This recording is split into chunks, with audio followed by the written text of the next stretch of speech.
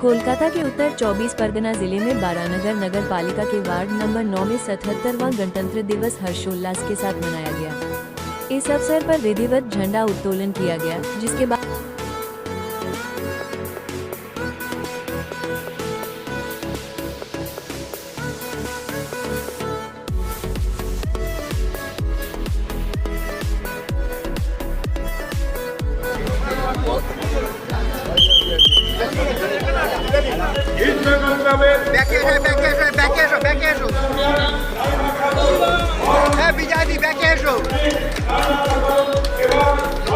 आज mini marathon दौड़ का आयोजन हुआ। कार्यक्रम में स्थानीय नागरिकों, युवाओं और बच्चों की सक्रिय भागीदारी देखने को मिली। आयोजन का उद्देश्य देशभक्ति की भावना को सुदृढ़ करना और स्वस्थ जीवन शैली के प्रति जागरूकता फैलाना है।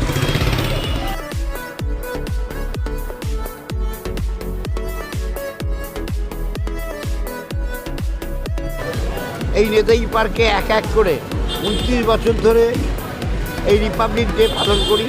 এই দৌড় প্রতিযোগিতা, অঙ্কন প্রতিযোগিতা, তারপর সাংস্কৃতিক অনুষ্ঠান, সবার শেষে যাত্রাপালা। আজকে ছোটো ছোটো ছেলেমেয়েরা, স্কুল কলেজে পড়া ছেলেমেয়েরা দৌড়ে 4 কিলোমিটার অংশগ্রহণ করেছে।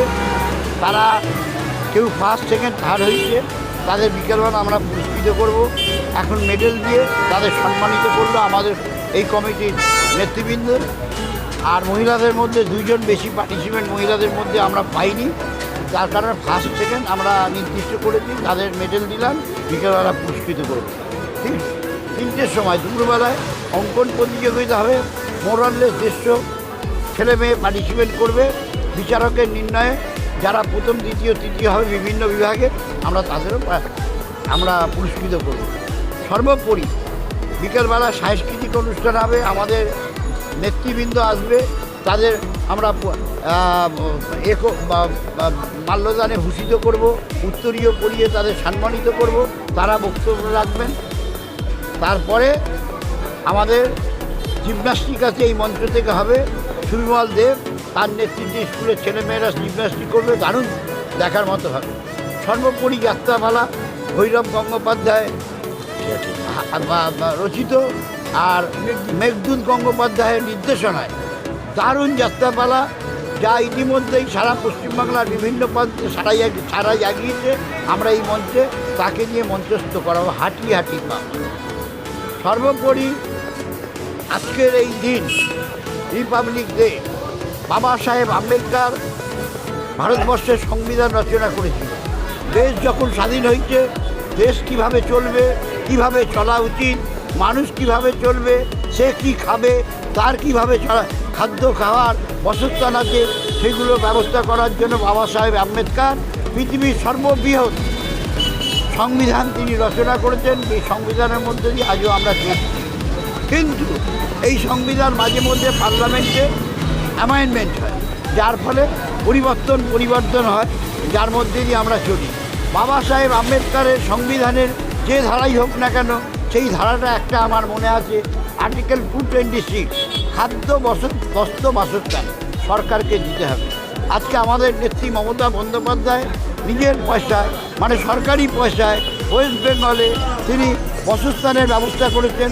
ব্যবস্থা করার এই ইতিমধ্যে অন্তত কয়েক লক্ষ বাড়ি সারা পশ্চিমবাংলা কেন্দ্রীয় সরকার অনুদান ছাড়া হয়ে গেছে।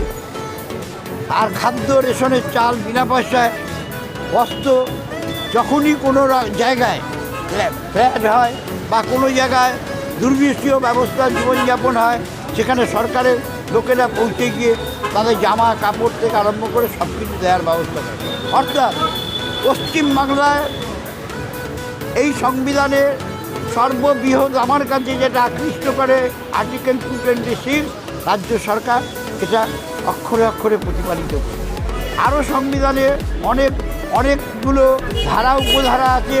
আমার মনে হয় সেক্ষেত্রে কিছু পরিবর্ধন করা উচিত।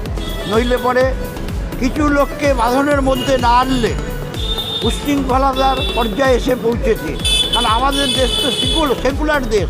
এখানে হিন্দু থাকবো, মুসলমান থাকবো, খ্রিস্টান থাকবো, ঈশান থাকবো, সব মিলেই থাকবো।